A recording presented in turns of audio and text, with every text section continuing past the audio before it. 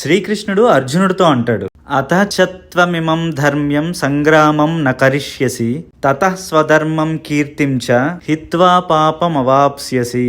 అర్జున, నువ్వు ఈ ధర్మయుద్ధంలో పాల్గొనకపోతే నువ్వు నీ స్వధర్మాన్ని కీర్తిని కోల్పోయి పాపానికి లోనవుతావు అంటాడు. ఇది వినగానే మిడిమిడి జ్ఞానులందరూ వచ్చి, ఒక పక్క అర్జునుడేమో పాపం అటుపక్క ఉన్న వాళ్ళందరూ నా వాళ్ళు, వాళ్లతో యుద్ధం చేసి వాళ్ళని ఎలా చంపుతాను అని మానవతా దృక్పథంతో మాట్లాడుతుంటే, కృష్ణుడు మాత్రం చంపకపోతే పాపం తగులుతుంది అని రివర్స్ లో మాట్లాడుతున్నాడు అని వాగుతుంటారు. ఇక్కడ అర్థం చేసుకోవాల్సింది, కృష్ణుడు నీకు నాకు చెప్పట్లేదు అలా చంపమని, అర్జునుడికి చెప్తున్నాడు. అర్జునుడు ఒక క్షత్రియుడు. క్షత్రియుడు అంటే కులమో అధికారమో కాదు, బాధ్యత. ప్రస్తుత సమాజంలో క్షత్రియుడు అంటే ఆర్మీలో పనిచేసే సైనికుడు లాగా. ఒక సోల్జర్ అనేవాడు తన ఎదురుగా దుర్మార్గులు, టెర్రరిస్టులు తన మాతృభూమిలోకి ఎంటర్ అయి దేశాన్ని సర్వనాశనం చేయడానికి ప్రయత్నిస్తుంటే వాడు బంధువైనా చుట్టమైనా వాడిని అవసరమైతే చంపి దేశ రక్షణను సమగ్రతను కాపాడాలి. అది క్షత్రియుడిగా సైనికుడిగా అతని ధర్మం. అదే శ్రీకృష్ణుడు అర్జునుడికి చెప్పాడు.